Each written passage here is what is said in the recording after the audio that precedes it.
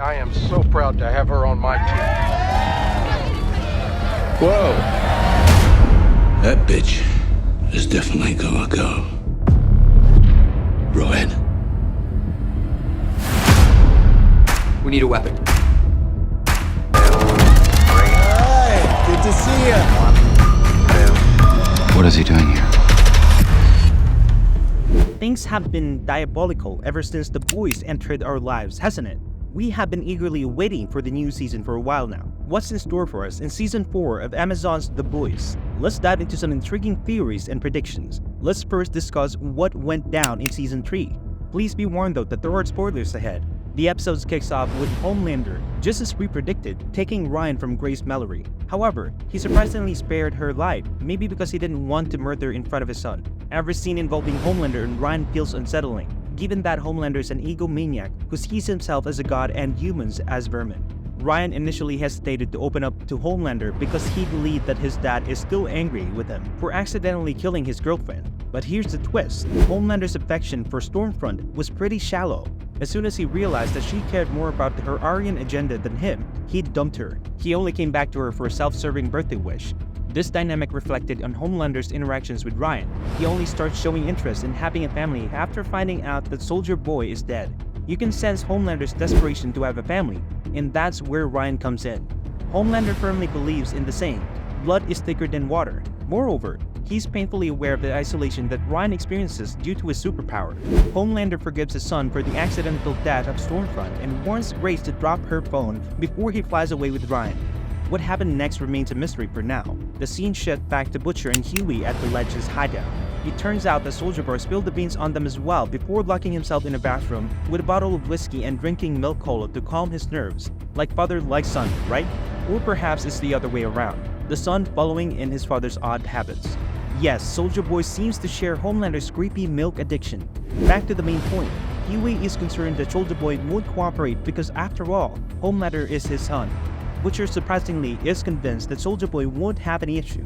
He even goes as far as to claim that Homelander isn't really Soldier Boy's son, a notion he confirms several times in the episodes, even to Soldier Boy himself. Meanwhile, Black Noir arrives at Vought Tower with his plan to kill Soldier Boy, communicating this to Homelander using his signature visual aid.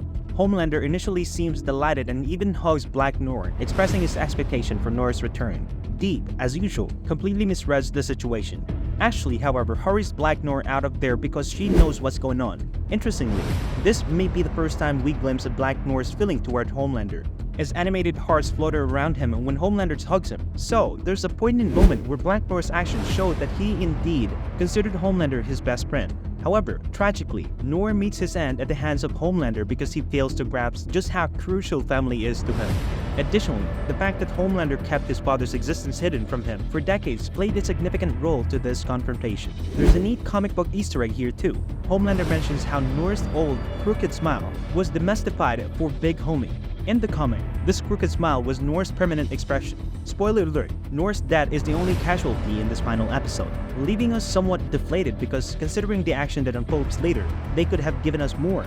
But speaking of more, it turns out Queen Maeve has escaped from the armored truck that he was taken away from Vought and joined force with the boys. This is precisely what Ashley intended when she initially went to Homelander. Maeve, just as surprised as we are, discovers that Soldier Boy is Homelander's father. Maeve agrees with Butcher and wants Homelander gone permanently. A-Train visits his brother Nate, who kicked him out of the house after connecting the dots and figuring out that Reggie killed Blue Hawk. Nate doesn't want any murder around his kids. In just 5 minutes, A-Train realized that he killed Blue Hawk to gain his brother's approval, but ends up no better than a racist suit. A-Train's redemption arc isn't your typical trope. It's a realistic depiction of the consequences of vengeance. Now, back to the meeting at Vought Tower. Homelander is called for this gathering to send a message. He placed Noir's helmet in front of the 3 presenters, Butcher, Maeve, and Soldier Boy. When the Deep inevitably asks about Noir's whereabouts, Homelander, lacking any sense of subtlety, responds by accusing Noir of lying and keeping secrets from him. The implication is clear, they would meet a grim fate if they crossed him. While Homelander continues to rant, we catch a quick glimpse of A-Train peering at Black Noir's mask, which served as a metaphor on multiple levels. First, Noir and A-Train are both African-American supes, and second, Homelander is a hypocrite for criticizing A-Train for killing his supe when he's done the same. The last shot of A-Train shows his conflicted and frustrated expression, hinting at potential developments in the next season. Now, let's get back to the showdown at Voth Tower with Butcher, Maeve, and Soulja Boy confronting Homelander.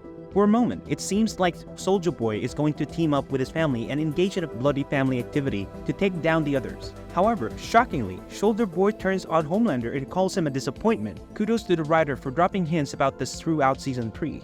Let's break down to the significant development on the Season 3 finale of The Boys and discuss how they set up Season 4.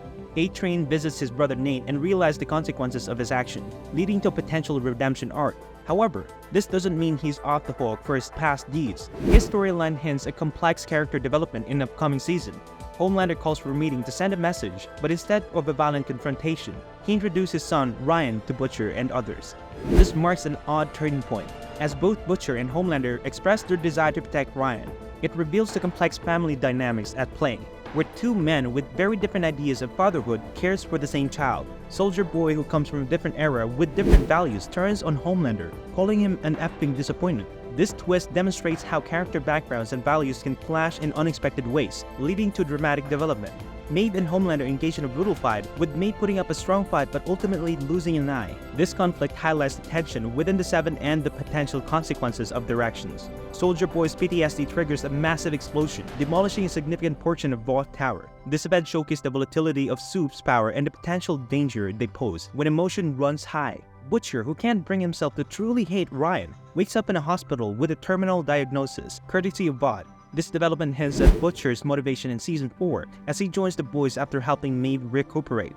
The Deep's loyalty task is to assassinate the prospective vice president, paving the way for Victoria Newman to take her place. This sets up a political power struggle that will likely be explored in Season 4.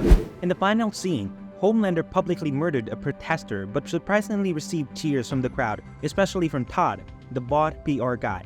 This event suggests that Homelander's power and influence are at an all-time high, setting the stage for a potentially more authoritarian regime in Season 4. The episode ends with Ryan wearing an ambiguous smile as the screen cuts to black. This enigmatic moment hints at the uncertainty surrounding his character and his potential role in the future events. A-Train, a speedster supe, could potentially become the last mole for the boys, the group opposing the corrupt supe. His journey from a self-centered supe to a more morally aware character is a central theme. A-Train's growing awareness of the impact of his action, particularly his remorse for killing Blue Hawk, suggests that he may take significant steps to make amends. Moreover, the show explores the idea of racial representation within the world of supes. With Maeve no longer available, A-Train could fill the void left by her absence by leaking information about the Seven. His insider knowledge and connection within the bot makes him a valuable asset to the boys in their mission to unveil Bot's hidden agendas. The Deep's involvement with the crime analyst department could lead to his suffering a fate similar to Maeve's from a comic. Victoria Newman's role as a vice president may either assist Homelander in his coup or expose him, leading to the coup's execution. Butcher is likely to become the final antagonist of the series, as his character arc aligns with his path. His cancer diagnosis adds a ticking clock to his actions.